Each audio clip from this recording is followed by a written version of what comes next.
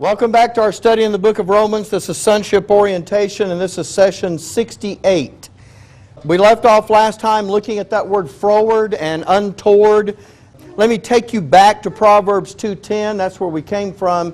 When wisdom entereth into thine heart, and knowledge is pleasant unto thy soul, discretion shall preserve thee, understanding shall keep thee, to deliver thee from the way of the evil man, from the man that speaketh froward things, who leave the paths of uprightness, to walk in the ways of darkness, who rejoice to do evil, and delight in the frowardness of the wicked, whose ways are crooked, and they froward in their paths.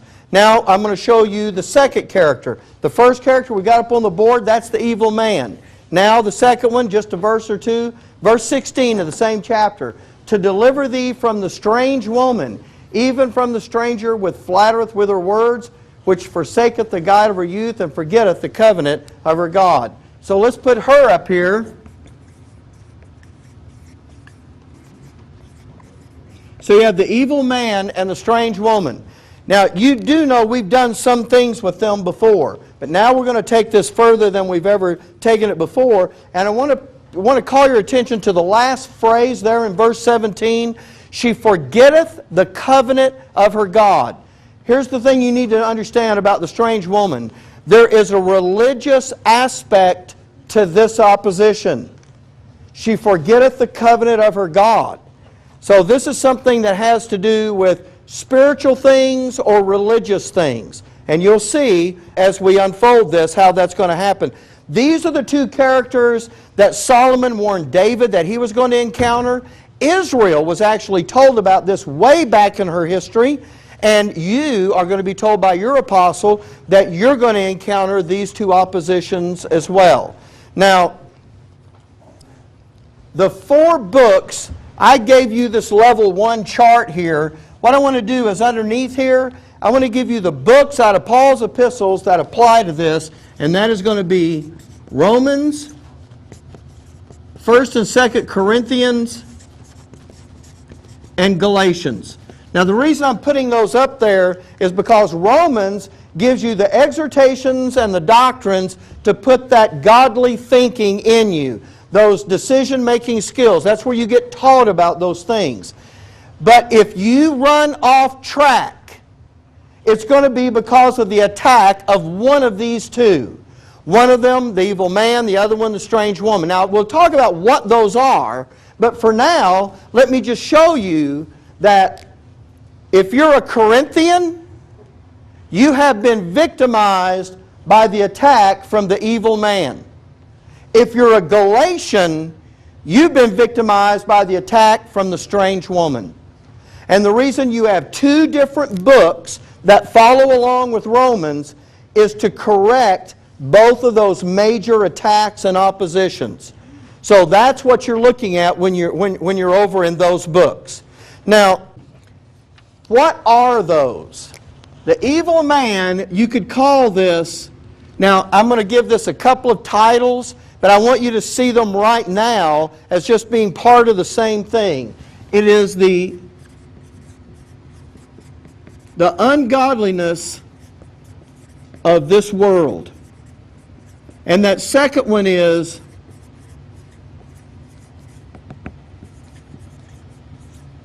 the course of this world. Remember, we talked about that from Paul's epistles. The course of this world, when Paul talks about that, he is talking about the ungodliness of this world. And when he's talking about ungodliness, don't get trapped into thinking about defining a word only one way in your Bible. Ungodliness, now just think about it before you answer. If it's ungodly, what does that mean? Okay, Bob says not of God. All right. Well, he's right about that. But when we think about, what do people normally think of when they think of ungodly? Something bad or something sinful. But can't you even participate in something good and it be ungodly? You better believe it. You better believe it.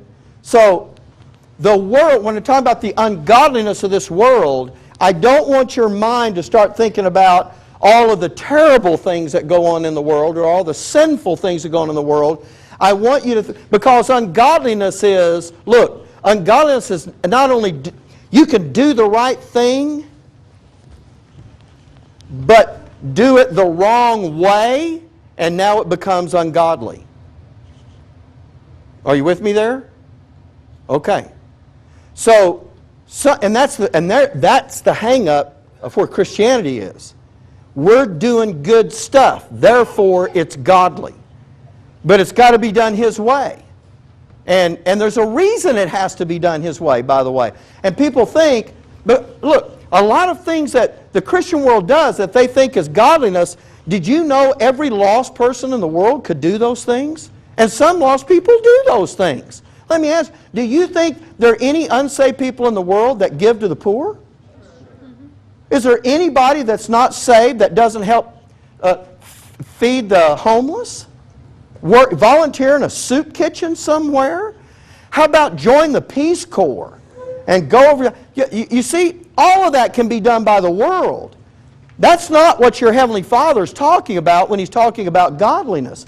I'm not saying those are bad things to do. I'm not saying looking at somebody that's unfortunate and helping them out is a bad thing. What I'm saying to you is your Heavenly Father has a particular way in which He wants you to do the things that you're doing. And in order to do them that way, you have to be thinking like He thinks about that.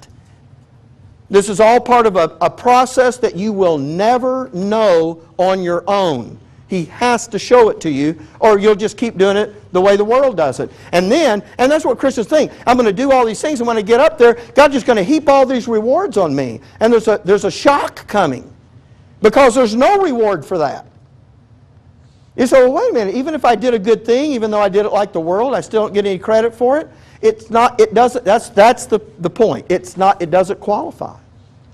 And that's why this is critical. Now, okay, so you have the ungodliness of this world, which means all the things the world does in the way whichever it does it. Then, the strange woman. This is the Galatians problem. And that is, they were victimized by Satan's policy of evil. And the policy of evil always, always, always has a religious or spiritual aspect to it. Always. The thing that tries to get you, the world has one kind of influence on you. The policy of evil has a different kind of influence on you. And the policy of evil is easy to recognize. Well, they're both pretty easy to recognize. But it's easy to recognize because it has some religious trappings attached to it. Lots of times the world doesn't care about that, one way or the other. By the way, will you ever see the policy of evil using the world to get its way? Well, of course. And then you'll realize, you'll look at it and you'll kind of go, well, wait a minute, which one is this? Well, it could actually be the satanic policy of evil using the world in this particular case. It's just a convenient thing to do. Now, the thing about the course of this world is, this is the way the world, it's just the way the world is going. You understand? Satan's not driving this one. The policy of evil, he's in the driver's seat with one hand on the wheel, a foot on the gas, and the other hand on the gear shift. The course of this world, who put that in motion? Satan did, but when he put that in motion, he was so clever in doing that he put something into motion that played right in to the natural man's ungodliness. That he doesn't have to fuel it or drive it. That once it got going, I talked to you before, it's like the snowball going down a steep hill. It not only picks up momentum and size and speed, but he doesn't have to do anything. It's just rolling with the way it goes. And so that's what's happening with the evil man. That is what got the Corinthians. That they got caught up in this world and in the fashion of this world. Now, I'll tell you two things about these. Number one, The evil man you're going to run into more than right here in Proverbs 2. As I told you before, he not only showed it before Israel, but even in the book of Proverbs, he is going to show up over and over. When you see the strange woman, she's going to show up over and over. Okay, here it is. Are you awake? This is my exhortation to get you to listen. That is not just repetition. As you progress as a son, you go from just being adopted to simple to young. As you progress as a son, or through the levels, level 1, level 2, level 3, the attack of these two ramp up. Did you see Ruby? That was classic. As soon as I said that, she went, it's like, great. Let me tell you the good part about that. The good part, and we're going to read the verse that says this. God does not allow these attacks to supersede where you are as a son. You only get an attack based on how far along you are. So even in this assembly, there might be some folks that, may lag a little behind someone else. You may see a different kind of attack. Now, for the most part, that's not going to happen much. Do you know why? We're going through this as an assembly. So everybody's kind of together. But, there may come a circumstance, maybe the better way to say it is someone in a different assembly. Someone else in an assembly that's going through sonship, they may be going through something different from us. Now, here's the next thing I want to tell you about this. The attacks of these two, all right, now listen to me carefully. When you're in level 1, especially, this one, yes. This one, the strange woman, the policy of evil, in level 1, very, very minimal. Very minimal. And I'm going to tell you where that comes in. It doesn't come in until phase 2. When someone says to me, now listen, I'm just giving you an illustration.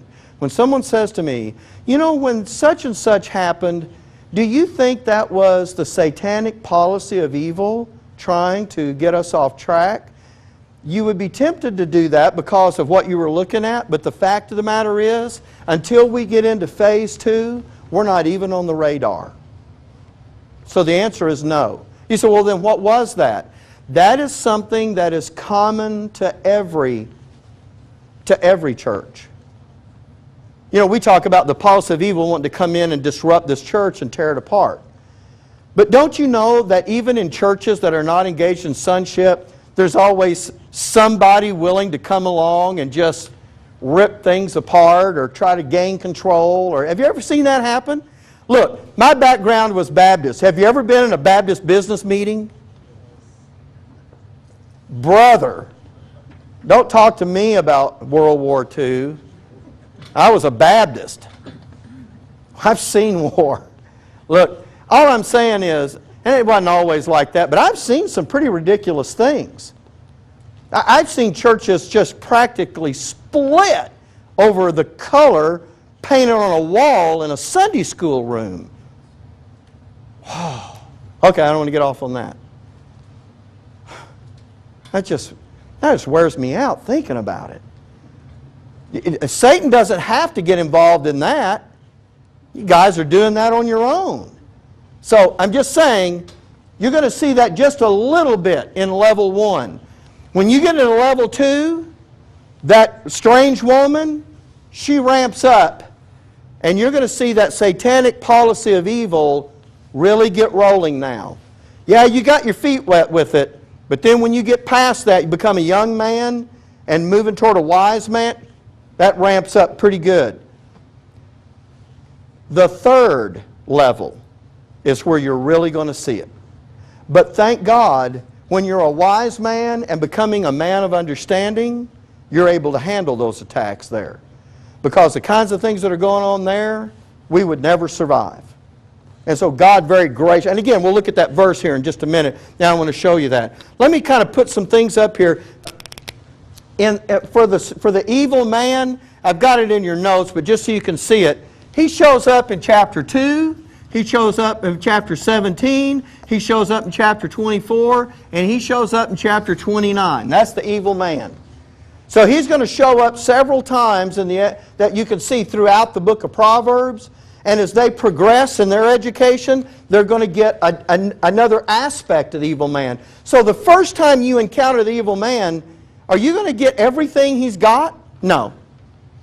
No, you won't get everything, but you'll see it'll ramp up. But what you see with the strange woman is, you see her in chapter 2. You're going to see her 2 separate times in chapter 5. It's not just that she's mentioned twice. There's actually 2 different things going on in 5. And then you have chapter 6, chapter 7, chapter 20, chapter 23, chapter 27. I mean, man, she's over and over and over. Now, why is it like that? I'm going to tell you why. Because you're going to come to a place, you are going to come to a place where the evil man is, for all intents and purposes, going to die. As far as how he's going to be able to impact you, one day you'll come to a place and you'll go, you know, I haven't had an attack in that area in a long time. And you're probably not going to. Because when you got to a certain place in your education, that issue got solved for you. Because remember, nobody's driving that one. That's just the world. So what I'm telling you is, there's going to come a place where the fashion of this world is no longer going to be a temptation for you. It's not going to be an issue. In the beginning it will be, just because this is the world we grew up in. But you come to a place where that has no, you know, it'd be like the devil coming to me and going, why don't you quit preaching, and why don't you become, you know, and I'm trying to think of some despicable thing, you know. He would never come and do that with me. Not because I've got it all together. You understand what I'm saying? There's some issues, I've just settled those issues. That's just it. They're just not a temptation for me. In fact, if he were to say that to me, I would be going like, oh! I would not be going, ooh, I hope I can fight that off. That wouldn't be the case at all. You know? You know what I'm talking about. Well, that's the way it is with him. But with the strange woman, someone is driving that one. And that means that thing can fluidly move and change and adapt. And as you're moving up, it's going to ramp up. And you're going to deal with that thing all the way to the end. And then will it go away? It is not going to go away. It is going to get worse. That one is all way. Remember those differences? You have, the Bible talks about all ways. That means all the time, right? Okay. Then you have the Bible says all way. Someone says, well, that Bible, it uses that archaic old English. It has both words. All way means all the way to the end. This is the one that is all way. It's going to be with you all the way to the end. And its attacks, if you become a fully educated, I'm telling you now, no, I'm not going to tell you that because it'll just scare you. Just don't worry about it. I don't want to give you too much of a preview. Okay, now I said that. Glory says, well, you said that. Well, look, at the end, let's suppose you're a fully educated son. You really have your Father's wisdom in you. You really are making an impact on those principalities and powers. And Satan has been ramping up his attack. At the very end, he's only got one thing left to do to you. Do you know what that is? Kill you off. That's what and that's what he will want to do. He is not doing that with you now. Don't go home today and go, oh gosh, I hope Satan doesn't kill me before. He doesn't know who we are. Don't worry. In fact, if someone said, hey, you want to go to him, he'd be like, That's what he did. Don't worry, they'll run off the tracks and crash. Don't worry about it. Later, you get to where Paul is. How many times did they try to kill Paul? You know they were after him. That was the policy of evil that was after him. By the way, what group was after Paul? Was it the world? It was the religious leaders, wasn't it? You know who that was? That's the strange woman. That's the policy of evil. See how you can identify that? The world. Give a flip one way or the other. By the way, do you think Paul was impressed with the things of this world? You think Paul ever got up and went, oh, poor me, look what I gave up for Jesus? You think he did? Well, early on he may have, but didn't he get to a place where he counted the things of this world but dung? That's what he called it. He said, that's nothing to me.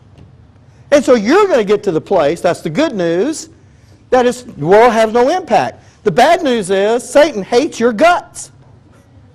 And you, okay, Karen goes, yay! I just want to make a record. She's the one that said that, not me. Okay, all right. But, you know, and that is true. By the way, will you be equipped for that? Yes. And you know what Paul said, faced with that? For me to live is Christ, but to die is gain. You can only say that as a fully educated son. You can't say that. We can say it, but it doesn't mean what it meant with him.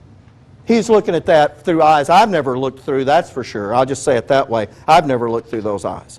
But I want to, and one day, by God's grace, in a long enough lifetime, I will. Okay, now, the exhortation.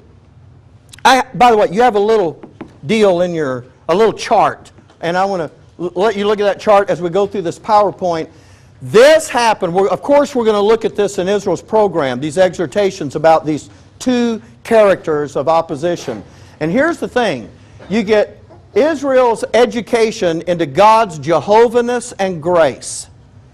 That they are going to be taught that God is going to do for them everything that they need and He's going to give it to them by grace. We understand that concept, right? We've been through that. You have Abraham, Isaac, Jacob, and the 12 tribes. Then, of course, you know what happens? When they're small, they go down into Egypt. God is really wise in doing that. How many are they when they go down into Egypt? Anybody remember? 70. 70. Not very big, are they? God, you know what God does? He tucks them down inside a powerhouse to protect them until they get big. When they come out, are they very big? Oh yeah. Oh yeah, they are. So God's done a very wise thing. But, of course, in Egypt, things turn around. In the beginning, remember, you have Joseph down there, and boy, and everybody understands Joseph's God, he's the one. Satan brings his man in, he brings in the Assyrian in, he becomes a Pharaoh in Egypt, and it says he didn't know Joseph or Joseph's God. He is Satan's man. And what's he doing to the children of Israel? He's persecuting them. So here's what God does. God says, while you're here in Egypt, I'm going to give you phase one of the education in my Jehovahness and grace. And He's going to do this. He's going to say, I'm going to give you, in Exodus 3 to 15, you're going to experience these plagues. What were those plagues supposed to produce? An understanding of two things. Number one, those plagues were supposed to produce an understanding that, I'm sorry. Well, I backed up. You know what? One of those didn't come up. Though it's on your chart, though, that we're deserving of those plagues too. For some reason, that didn't show up on the chart. And the second thing is that we're sinners by nature, just like those Egyptians. And remember, they all got the plagues in the beginning. But there came a time when God only put the plagues on the Egyptians. You know what He was showing them? Look what I can do for you. Not because you deserve it, but because I can do it for you and give it to you, even though you don't deserve it. Sounds like salvation, doesn't it? You get it, you don't deserve it. Now, He is telling them He's going to do them that way. Do you think they learned their lesson? They did not. So, now as I take you across the Red Sea, and they journey across the Red Sea, they're going to enter into phase 2 of their education. And that's going to be those 5 trials that they encounter from the time they cross the Red Sea until they get to Mount Sinai. Now I know that some of you have been here so long, all the way back when we did God's plan and program with Israel, we went through those 5 trials. Remember one of them, we don't have any water. And what did God do? He gave them water out of the what? The rock. Another one was, we don't have any food. So He gave them manna. You know, they had all these trials. You know what God is trying to show you? I can do this for you. Let me do this for you. Now that was the whole idea. They flunk. You know, it's like they went to school, phase 1, and they flunked. So they had to go to summer school. So they do 5 further trials, and they flunk again. So when they get to Sinai, God has only one way left to deal with them. And that is the law. To give them the law. And now the law is going to show them how sinful they are, how deserving of His wrath they are, and the only way they could ever get what they're supposed to get is for Him to do it for them and give it to them by His grace. That's what they've left God with no other choice except to do it there by the law. Okay, now this is the way your chart looks, and it should have all those things on there, and I'm trusting that it does in your notes. Okay, when they come out of Egypt, they're going to suffer these 2 oppositions. And I want to show you, I'm going to take them one at a time. We're going to start with the evil man, and I want to show you how they went through this attack. How this attack, what it was producing in them. Pay very close attention to this. Here we go. Oh, I'm sorry, I got to get back here where I can get it. Exodus 14:10. And when Pharaoh drew nigh, now they've come out of Egypt, right? Remember, let my people go. Finally, firstborn dies. Pharaoh says, get out. They get out. And when they're on their way, and you know what they realize? Pharaoh's behind us. So let's see what that does to them. And when Pharaoh drew nigh, the children of Israel lifted up their eyes, and behold, the Egyptians marched after them, and they were sore afraid, and the children of Israel cried out unto the Lord. And they said unto Moses, because there were no graves in Egypt, hast thou taken us away to die in the wilderness?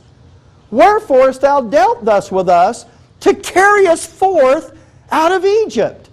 Is not this the word that we did tell thee in Egypt, saying, let us alone, that we may serve the Egyptians?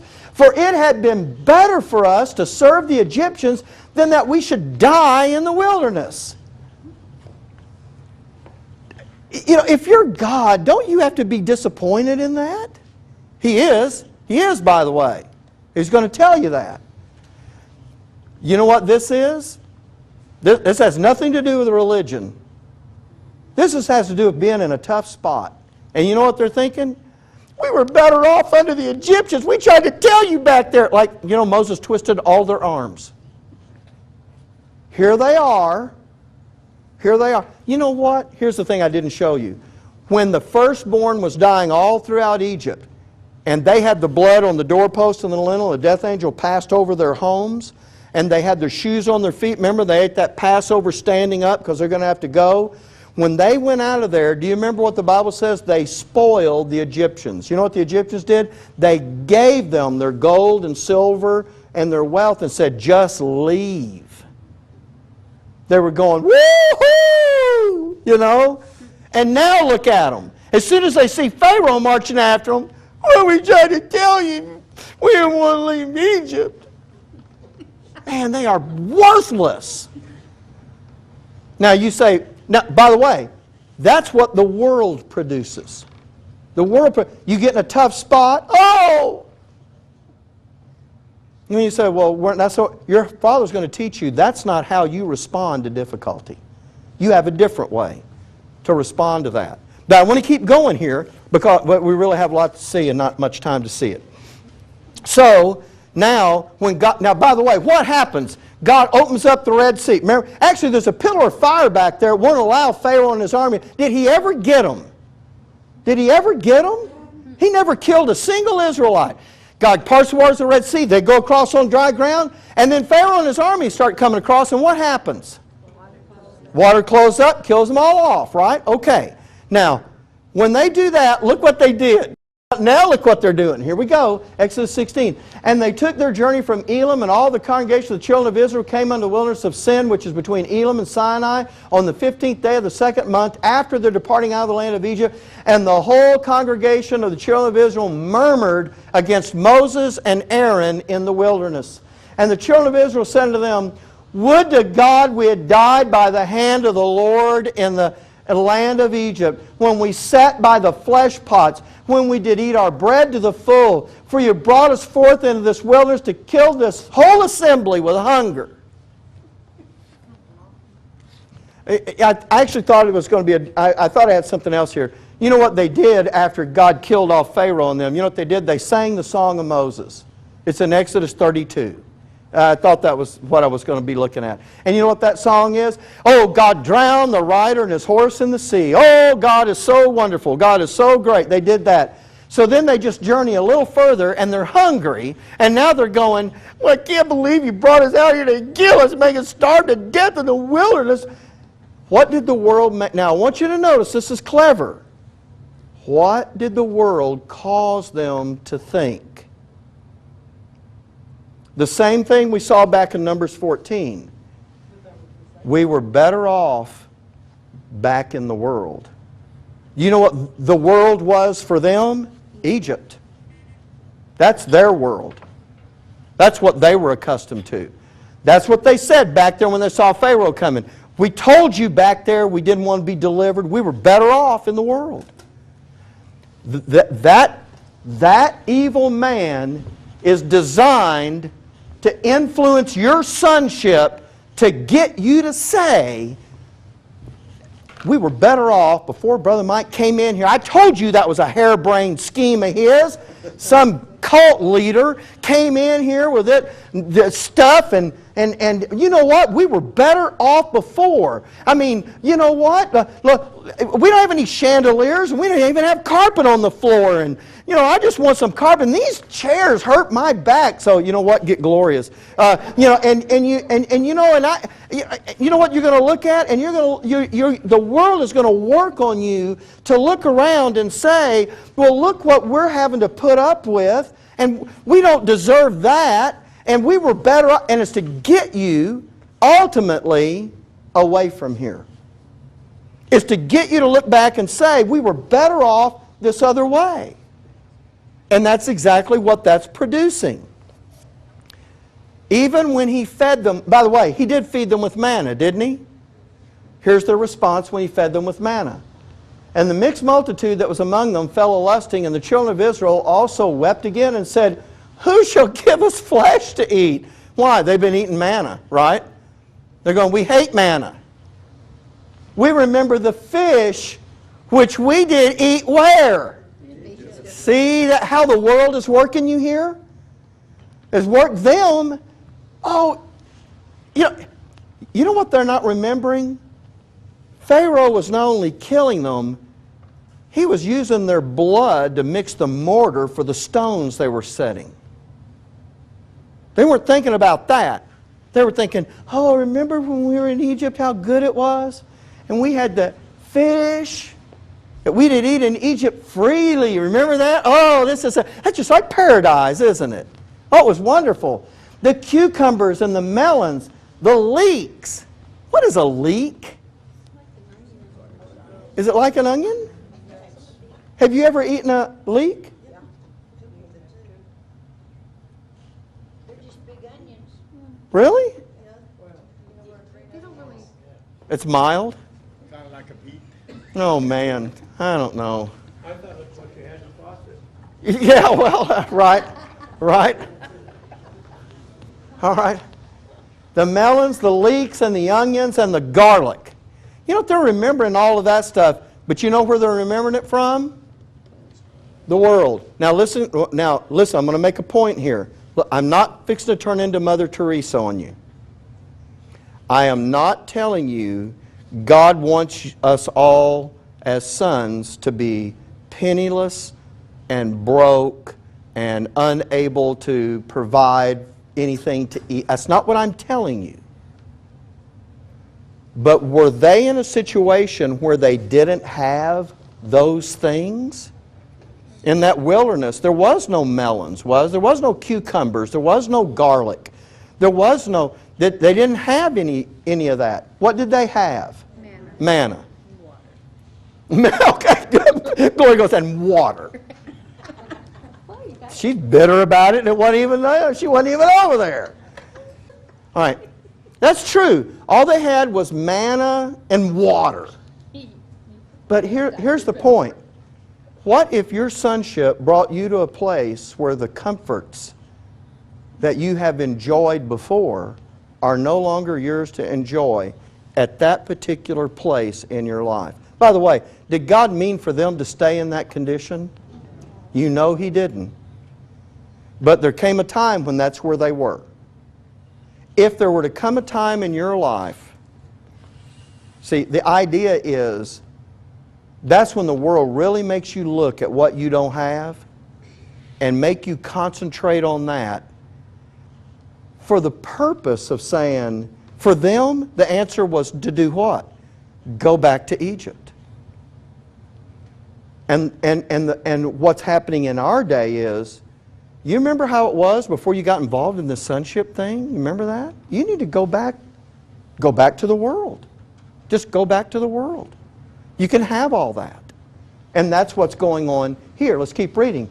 But now our soul is dried away. There is nothing at all beside this manna before our eyes. And the manna was as coriander seed, and the color thereof is the color of bdellium. And the people went about and gathered it and ground it in mills and beat it in a mortar and baked it in pans and made cakes of it. And the taste of it was as the taste of fresh oil. And when the dew fell upon the camp in the night, the manna fell upon it. Then Moses heard the people weep throughout their families, every man in the door of his tent. And the anger of the Lord was kindled greatly. Moses also was displeased. You know what they were doing? They're all standing in the door of their tents, wailing over their poor condition. They were blaming God. Well, yeah, I mean, they were just dissatisfied. You know, God's not giving me what I need, what I deserve, what I want. That's what they were focused on. That's the thing the world produces. I'm giving you this now because I'm telling you that as you get into your sonship education, I know it'll be church. That's kind of a policy of evil thing, but let me just use that for example. I can remember when we went to church, we didn't have to fill out any note takers. When we went to church, we didn't have to go through all this of learning about these different deals. You just went to church. You could actually snooze through the sermon and it didn't matter because the next week it was on something different. We're stuck in the book of Romans. Can you hear it? I'm going to go back and do it. I'm going to go back and do it the old way. I mean, that's the way that's going. You have to understand that's how that's going to be presented. I told you up front what this was. I didn't hide it from you. I didn't sneak it in on you. I told you if you're going to have this sonship, you're going to have to get it. I never made anybody, I never said I'd wave a magic wand, we'd all have it. I told you just the opposite from the beginning. So if you want to blame somebody for that, go look in the mirror. I love that. Okay. Now, here's the next one. Numbers 14. And all the congregation lifted up their voice and cried, and the people wept that night. And all the children of Israel murmured against Moses and against Aaron. And the whole congregation said unto them, would God that we had died in the land of Egypt, or would God we had died in this wilderness? Can you imagine what it would be like to hear that? That'd be like one of your kids saying, I wish I'd have died in the hospital instead of winding up in this home. Well, thank you, honey. I'm so encouraged by that. It's like a preacher friend of mine, you know, he got in an argument with his mom, and his reply was, I didn't ask to be born. And her reply was, if you had, you'd have been denied. Well, let's keep reading it. And wherefore hath the Lord brought us unto this land to fall by the sword, that our wives and children should be a prey? Were it not better for us to, here it is, return into Egypt? Let's go back to the way it was. And they said one to another, let us make a captain and let us return to Egypt. You remember who they're murmuring against? Moses and Aaron. You know what they're saying? Let's pick somebody, lead us back to Egypt. Forget this. You realize this is a serious insurrection right here. That, folks, that is the evil man. Now you listen to me carefully. One day, there may come a group into this assembly. And they may come one at a time or they may come corporately. But at some point, they're going to say, you know what we need? We need somebody that'll do for us what gets done in all these churches around here because this is not working. We'll go to Egypt. We need to get back to Egypt. I'm telling you. And we need to have our eye. When you see that, you know what you need to know you're looking at? The evil man. We're going to go back and undo all of that. Now, by the way, I don't know your notes. When you have Numbers 14, 1 through 4 in your notes, I don't know what page we're on here, but you have a paragraph after that passage that says, but Israel also, in page 7, I need you to insert the word not. But Israel also encountered some specifically designed temptations that did not come. I knew what I was saying, but my fingers didn't get that not typed in there. Did not come from this world. Now we're going to talk about the second category, the strange woman. When she comes into the land, she's going to have the same enemies that she had before she got into the land. And by the way, she did have an encounter with a strange woman before she got into the land. Somebody tell me, before they got into the land, give me an example of the strange woman. Let me narrate for you. Moses is up on the mountain getting 10 commandments and 613 laws. The golden calf. Now you're not looking at the evil man. Now you're looking at the strange woman. Because you remember what they did? They put their gold in, they melted it down. Aaron said, and out came this calf. Wow! All right, I think he kind of fudged on that a little bit. And remember what he said to them? This be thy gods that brought thee out of Egypt. Remember that? Yeah. That's the strange woman. That's the policy of evil. Now, by the way, I need to say something about the girl. Just listen that second one. I want to go back to the world for a second. One of the ways in which the world is going to entice you and me is the same way it enticed Israel, to show you what it has that you don't have. By the way, most selling nowadays is based on that.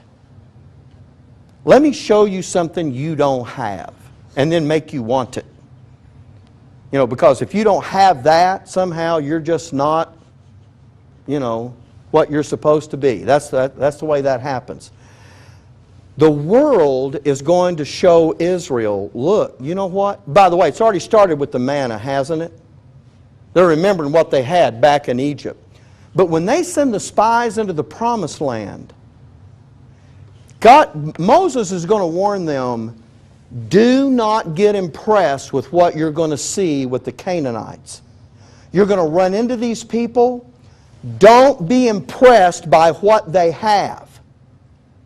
Don't let that get into your heart and into your mind. And don't do the things that they do. He's going to warn them about that. And he's going to say, and don't let the fact that they're prosperous sway you. Let me ask you a question. Are the Canaanites prosperous? Was that a land flowing with milk and honey? You better believe it. Now, let's see, I think this is where we're headed. Exodus 3:7. Here we go. And the Lord said, I have surely seen the affliction of my people which are in Egypt, and have heard their cry by reason of their taskmasters. By the way, they were crying out to God under those taskmasters when they were in Egypt. They just don't ever want to talk about that later on. For I know their sorrows, and I am come down to deliver them out of the hand of the Egyptians, and to bring them up out of that land unto a good land and a large, unto a land flowing with milk and honey. And that land is prosperous over there. And he knows it is. And that's why Moses is going to warn them. When you go over there, it's at the place of the Canaanites, the Hittites, the Amorites. Hey, when you get over there, don't get impressed with what they've got. Because if you do, that's going to suck you right out of what I'm going to do with you. You're going to retreat right back into a different world, but it's still going to be the world. It's not going to be the world of the Egyptians. It's going to be the world of the Canaanites. Okay? Now, Numbers 13. So they went up and searched the land from the wilderness of Zin unto Rehob, and the men came to Hamath, and they came unto the brook of Escol, and cut down from thence a branch with, look, one cluster of grapes, and they bear it between two men on a staff. Really? I don't believe that. Not the grape thing, the time thing.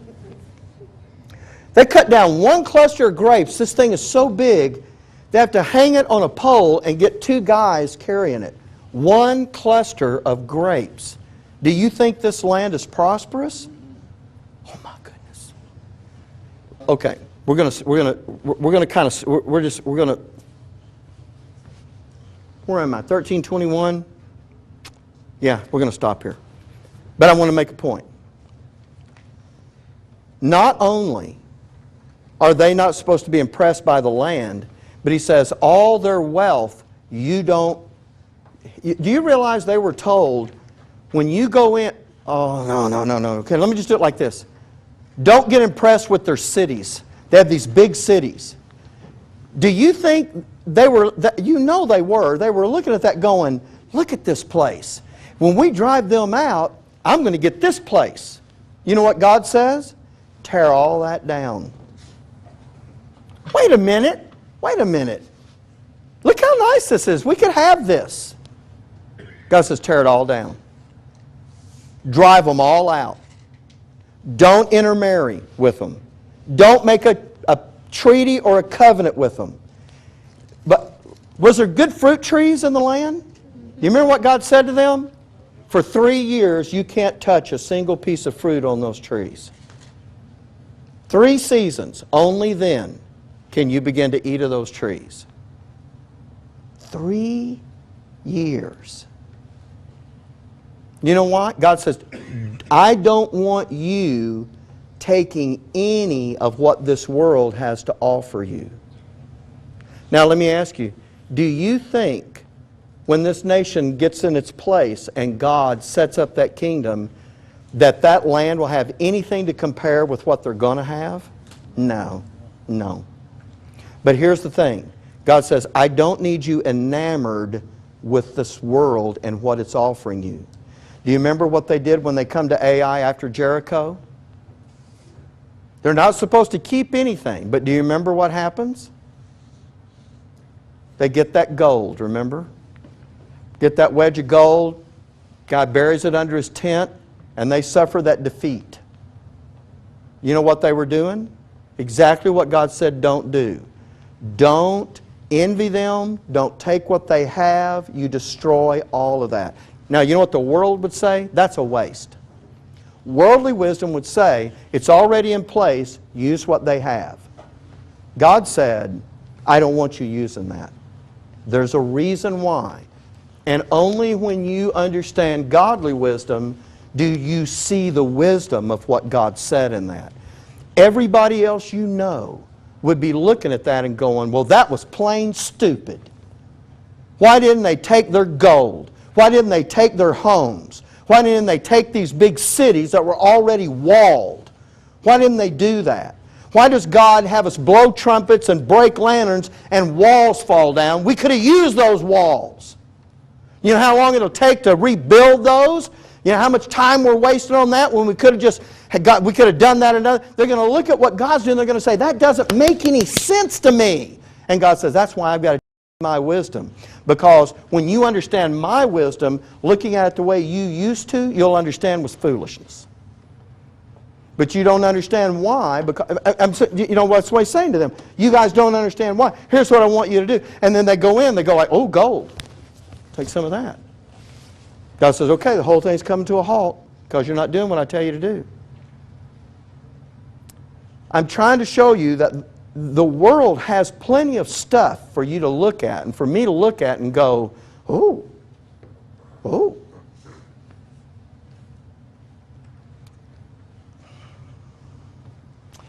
I never want to make a statement that could be misconstrued as me being anybody's tutor or governor. I don't want to do that. But I do want to say that there will be people in this room that will be presented with an opportunity about how you are going to spend your time. And you can either benefit directly from the world, or you're going to benefit from your sonship. And you're going to make that decision. I'm just going to say it like that. That opportunity is going to come before you. And it'll be your choice, really. And I can't say anything about that. You understand, I'm not going to. If you're Heavenly Father, you do understand, you have liberty. You can walk away from this anytime you want. You know that. Because the number one thing is your Father's looking for somebody that wants it. And boy, this group, they succumbed to this attack. When we come back the next time, well, I'm going to show you something from the Corinthians. So we're going to get it into the dispensation of grace. And I'm going to show you something that attack came against the Corinthians. And I mean, it buckled their knees. And they cashed it all in and walked away as an entire assembly. Walked away from their sonship because of this thing that Paul called the fashion of this world. I want us to see that. I want us to understand that.